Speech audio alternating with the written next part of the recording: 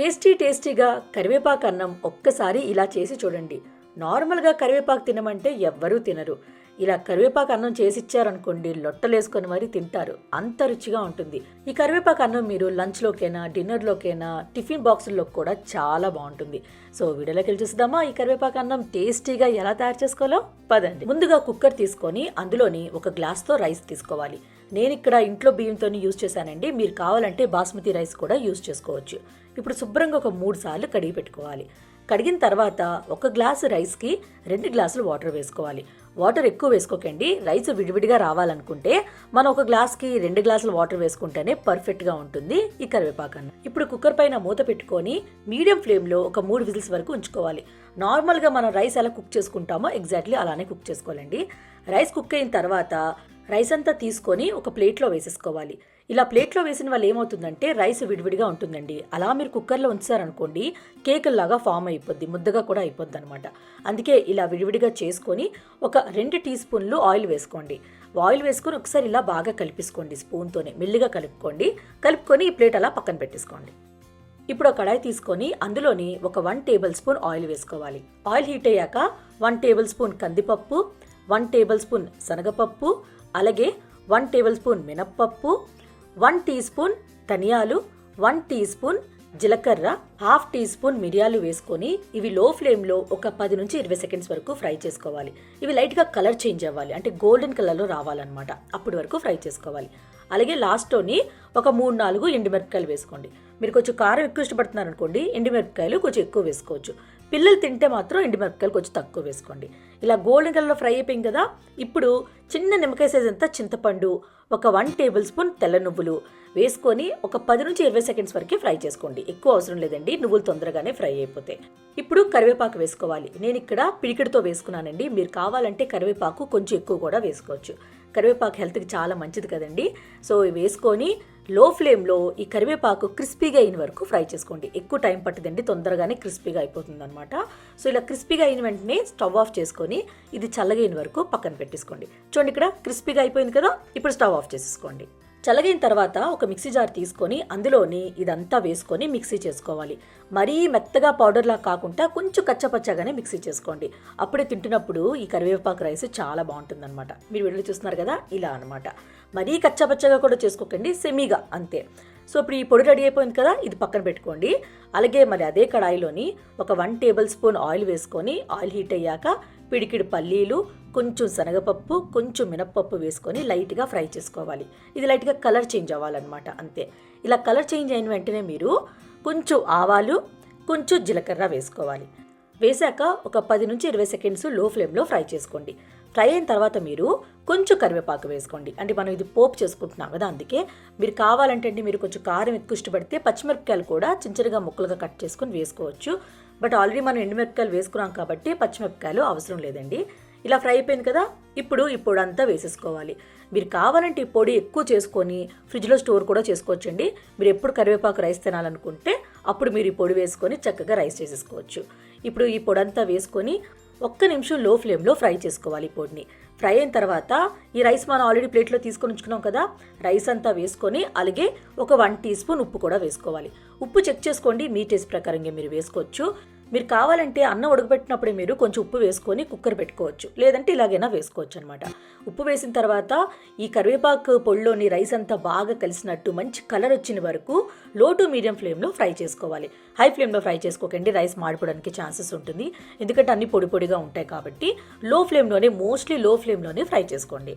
ఒక 6 నుంచి 7 నిమిషాల పాటు ఫ్రై చేసుకుంటే సరిపోతుంది. అంతేనండి, రెడీ అయిపోయింది కరివేపాకు రైస్. చూసారు కదా ఎంత ఈజీగా ఉందో. చాలా టేస్టీగా కూడా ఉంటుందండి, నోటికి భలే ఉంటుంది. సపోజ్ మీకు ఒంట్లో బాగాలేదనుకోండి, కోల్డ్ కాఫ్ ఉందనుకోండి, అప్పుడు కూడా ఈ కరివేపాకు రైస్ తిన్నారనుకోండి, చాలా నచ్చుతుంది మీకు. సో తప్పకుండా ట్రై చేయండి. ఎప్పుడైనా మీరు టమాటో రైస్లో ఆలు వేసి చూసారా? అయితే ఒక్కసారి ఇలా టమాటో రైస్లో ఆలు వేసి చూడండి. ఒక్క ముద్ద కూడా వదలకుండా తినేస్తారు, అంత రుచిగా ఉంటుంది. పిల్లలకైనా మీ ఆయనకైనా బాక్స్ కట్టారనుకోండి, ఒక్క మెతుకు కూడా మిగలదు, అంత ఇష్టపడి తింటారు. సో వీడియోలోకి వెళ్ళి చూసిద్దామా తయారు చేసుకోవాలో ఈ టమాటో రైస్. పదండి. ముందుగా కుక్కర్ తీసుకొని అందులోని బియ్యం వేసుకోవాలి. నేను ఇక్కడ ఒక గ్లాస్తో బియ్యం తీసుకున్నాను. మీరు కావాలంటే ఇక్కడ బాస్మతి రైస్ కూడా యూజ్ చేయొచ్చండి. నేను నార్మల్ రైస్తోనే చేస్తున్నాను. బాస్మతి రైస్తో కూడా చాలా బాగుంటుంది. ఇప్పుడు ఈ రైస్ని 3 సార్లు శుభ్రంగా కడిగి పెట్టుకోవాలి. కడిగిన తర్వాత 1 గ్లాసు రైస్కి గ్లాసున్నర కన్నా కొంచెం ఎక్కువ వేసుకోవాలి. అంటే 2 గ్లాసులు వేసుకోకూడదు, కొంచెం తక్కువ అనమాట. మీరు వీడియోలో చూస్తున్నట్టు కొంచెం తక్కువ వేసుకోండి. 2 గ్లాసులు వేసుకున్నారనుకోండి రైస్ అంత విడివిడిగా రాదు, అందుకే కొంచెం తక్కువ వేసుకోండి.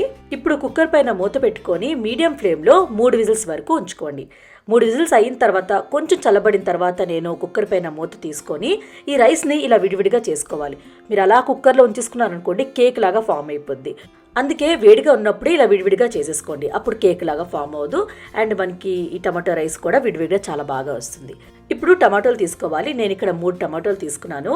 టమాటోలు మీరు పేస్ట్ చేసి వేసిన కన్నా లేదనుకోండి ముక్కలు కట్ చేసుకొని వేసిన కన్నా ఇలా గ్రేట్ చేసుకొని వేసుకున్నారనుకోండి పైన తొక్క కూడా పూర్తిగా పోతుంది, ఓన్లీ గుజురు మాత్రమే వస్తుంది.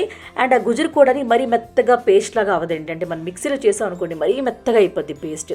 అలా కాకుండా కొంచెం కచ్చా పచ్చాగా ఉంటుంది అనమాట. అండ్ తొక్క కూడా హ్యాపీగా మనం తీసి పక్కన పెట్టేసుకోవచ్చు. చూడండి ఇలా వస్తుంది. ఇలా వచ్చిన వాళ్ళు ఏమవుతుందంటే రైస్ ముద్దగా అవదండి, ఎందుకంటే విడివిడిగా ఉంటుందన్నమాట. మరి పేస్ట్ లాగా చేసేసుకున్నారు అనుకోండి మిక్సీలోని అది ముద్దగా అయిపోద్ది రైస్. అందుకే ఇలా చేసుకోండి, బాగుంటుంది. అలాగే ఒక 2 మీడియం సైజ్ ఆలుని ఇలా చిన్న ముక్కలుగా కట్ చేసుకొని నీటిలో వేసుకోండి. నీటిలో వేసుకున్నాను అనుకోండి నల్లబడకుండా ఉంటుంది. ఇప్పుడు ఒక కడాయి తీసుకొని అందులోని ఒక 1 టేబుల్ స్పూన్ ఆయిల్ వేసుకొని ఆయిల్ హీట్ అయ్యాక ఈ ఆలు అంతా వేసుకొని 1 నిమిషం పాటు ఫ్రై చేసుకోండి మీడియం ఫ్లేమ్లో. 1 నిమిషం తర్వాతే మీరు కొంచెం పసుపు, అలాగే ఒక 1 టీ స్పూన్ ఉప్పు, ఈ ఆలు సరిపోయినంత అనమాట.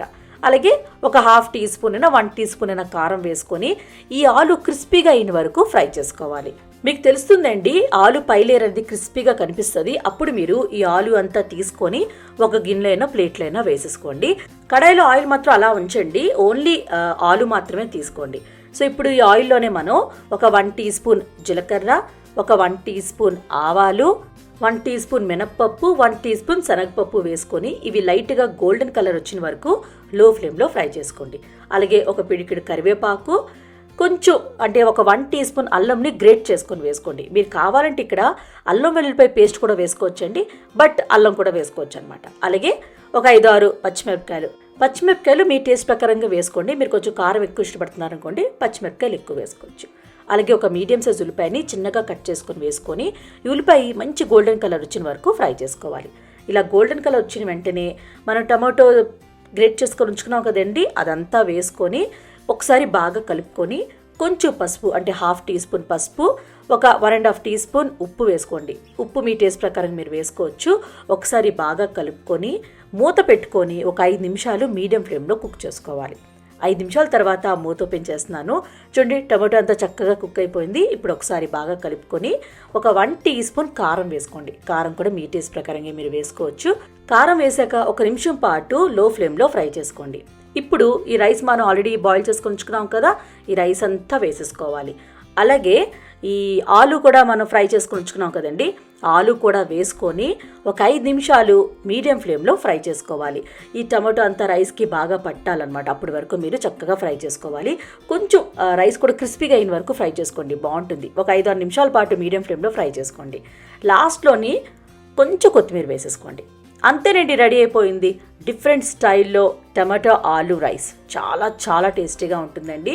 తప్పకుండా మీ పిల్లలకి మీ ఇంట్లో వాళ్ళందరికీ నచ్చుతుంది. ట్రై చేయండి.